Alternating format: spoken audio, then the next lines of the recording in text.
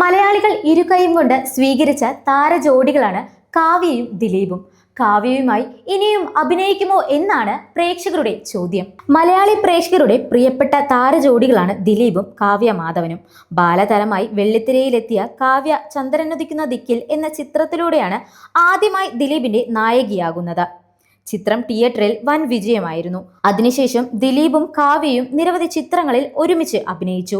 മീശമാധവൻ, കൊച്ചി രാജാവ്, Thenkasipattanam, Chakkaramuthu, lion, Pappiyappachan, runway, തിളക്കം, സദാനന്ദന്റെ സമയം, മിഴി രണ്ടിലും തുടങ്ങിയ അനവധി ചിത്രങ്ങളിലൂടെ ഇരുവരും ഒരുമിച്ച് വേഷമിട്ടു.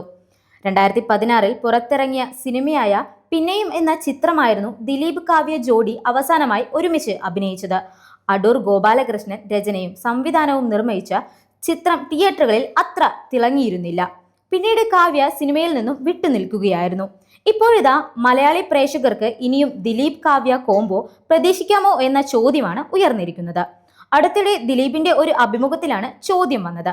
പണ്ട് ചെയ്തതുപോലുള്ള വേഷങ്ങൾ ആവശ്യപ്പെട്ട് ഇനിയും ആരെങ്കിലും സമീപിക്കുമെങ്കിൽ ഉറപ്പായും കാവ്യമൊത്ത് അഭിനയിക്കുമെന്നായിരുന്നു ദിലീപിന്റെ ഉത്തരം. തിയേറ്ററുകളിൽ ഹിറ്റായ CID മൂസ, റൺവേ തുടങ്ങിയ ചിത്രങ്ങളുടെ രണ്ടാം ഭാഗം വരാനിരിക്കുന്നതിനുള്ള ചർച്ചകൾ നടക്കുന്നുണ്ട് എന്നും ദിലീപ് പറഞ്ഞിരുന്നു.